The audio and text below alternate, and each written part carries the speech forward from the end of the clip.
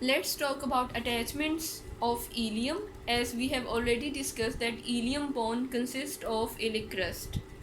Iliac crust is further divided into ventral 2/3 part and dorsal 1/3 part. This is ventral 2/3 part and this is dorsal 1/3 part. Ventral segment is further divided into outer lip, intermediate area, and on its inner margin is inner lip. So let's talk about attachment on the iliac crust on ventral segment, that is outer lip, intermediate area and inner lip. There are some abdominal muscles which are attached on the ventral segment of the iliac crust. These are external oblique muscle, internal oblique muscle and transversus abdominis muscle. On the outer lip of the iliac crust, external oblique muscle is inserted in its anterior 2/3 part. On the intermediate area of the iliac crust, it gives origin to internal oblique muscle in its anterior 2/3 part. And on the inner margin of the iliac crust, over here, on the inner margin of the iliac crust, it gives origin to transversus abdominis muscle. So on the iliac crust, on ventral segment, we have covered 3 abdominal muscles. On its outer margin, it gives insertion to external oblique muscle. On its intermediate area, it gives origin to internal oblique muscle, and on its inner lip of the iliac crust of ventral segment, it gives origin to transversus abdominis muscle. So first of all, we have covered 3 abdominal muscles on the ventral segment of the iliac crust. Let's talk about other attachment on the outer lip and inner lip of the iliac crust.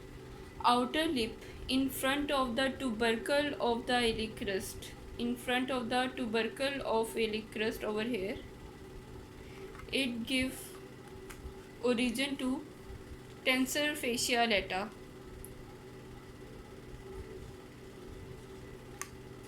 So over here, in front of the tubercle of the iliac crust, it gives origin to tensor fascia lata. Tubercle of the iliac crust also give attachment to iliotibial tract. So tubercle of the iliac crust also give attachment to iliotibial tract. Iliotibial tract basically is inserted on the lateral condyle of the tibia, present on its upper end, and further it gives attachments to tensor fascia lata and gluteus maximus. This means iliotibial tract, which is extended towards the tibia, give further attachments to gluteus maximus muscle as well as tensor fascia lata muscle. On the inner lip of the ventral segment of the iliac crust, in its posterior 1/3 part over here, it gives attachment to quadratus lumborum muscle.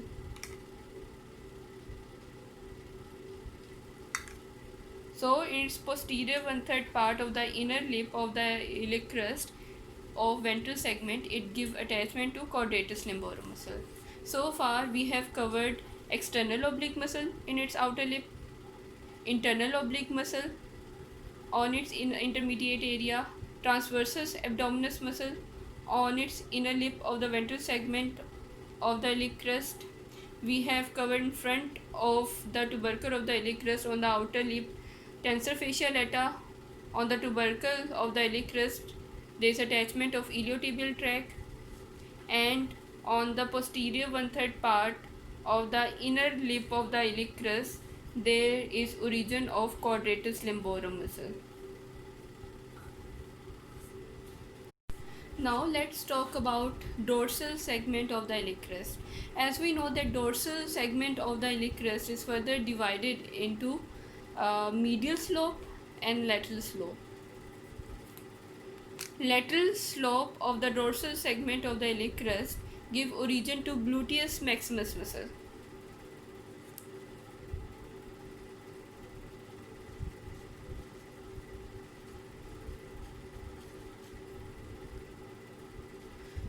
So over here some fibers of gluteus maximus muscles originate on the lateral slope of the dorsal segment of the iliac crest.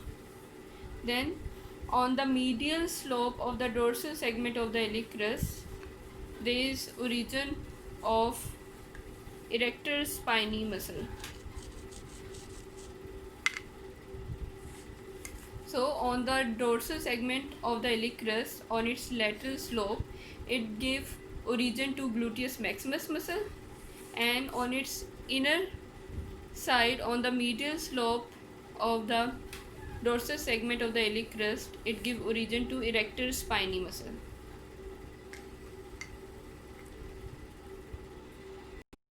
Now let us discuss about attachments on the anterior superior iliac spine and anterior inferior iliac spine. Anterior superior iliac spine give attachment to sartorius muscle and also inguinal ligament over here. So anterior superior iliac spine give attachment to sartorius muscle. Sartorius muscle is basically present on the anterior compartment of the thigh and is the longest muscle that extends towards the tibia. And anterior superior iliac spine also give attachment to inguinal ligament. Inguinal ligament is attached on the anterior superior iliac spine, as well as another point is attached on the pubis. So sartorius and inguinal ligaments, they are attached on the anterior superior iliac spine. Anterior inferior iliac spine give attachment to iliofemoral ligament as well as a few fibers of rectus femoris muscle. So over here it give attachment to the iliofemoral ligament and also give origin to the rectus femoris muscle over here.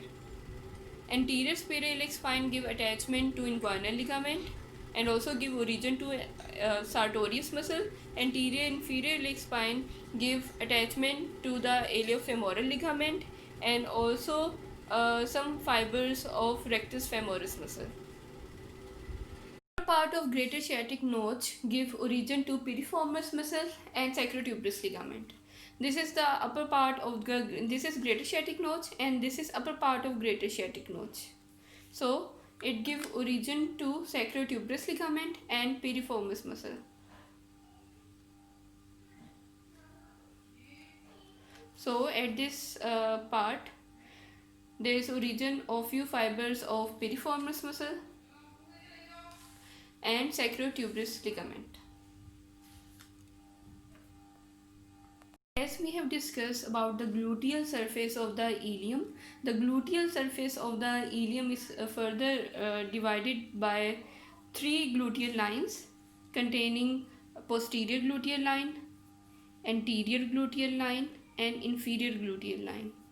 So the area behind the posterior gluteal line give origin to gluteus maximus muscle.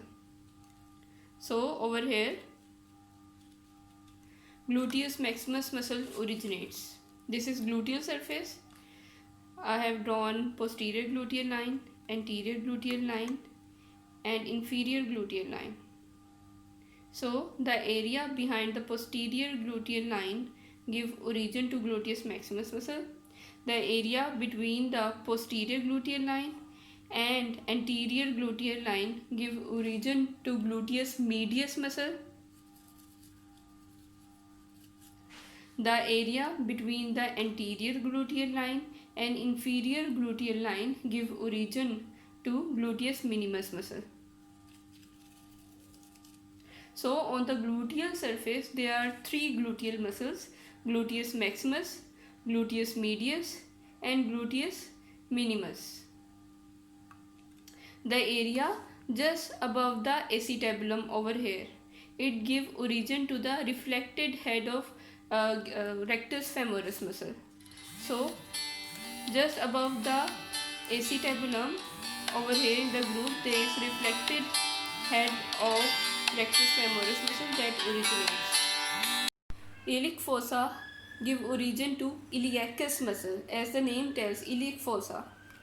So it give origin to iliacus muscle.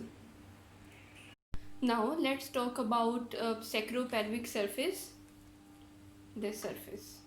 Sacropelvic surface has iliac tuberosity, auricular part and pelvic part. Iliac tuberosity in its upper part give attachment to ligaments. These are iliolumbar ligament over here and dorsal sacroiliac ligament over here. So superiorly it give attachment to two parts, iliolumbar ligament and dorsal sacroiliac ligament. Iliac tuberosity just above the concavity of this auricular surface. Just above this part, this is concave area. So just above this concavity of auricular surface over here, it give attachment to introitious sacroiliac ligament. So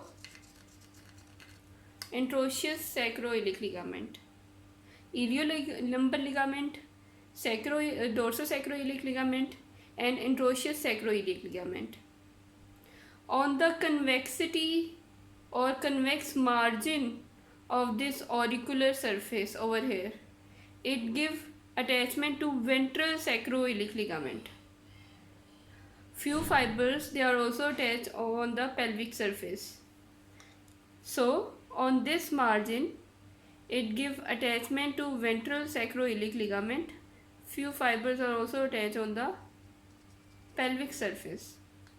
So far we have covered some ligaments on the sacropelvic surface. On the iliac tuberosity, superiorly there are two ligaments, iliolumbar ligament, dorsal sacroiliac ligament. Just below iliac tuberosity, on its concavity, there is attachment of ventral sacroiliac ligament.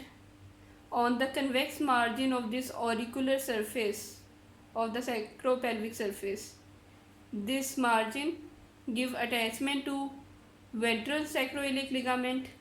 Few fibers are also attached on the pelvic surface. Over here we have discussed preauricular sulcus is present, or on the pelvic surface it give attachment to piriformis muscle, few fibers of piriformis muscle as well as obturator internus muscle. So few fibers of piriformis muscle and obturator internus muscle also originate from pelvic surface or sacropelvic surface of ilium.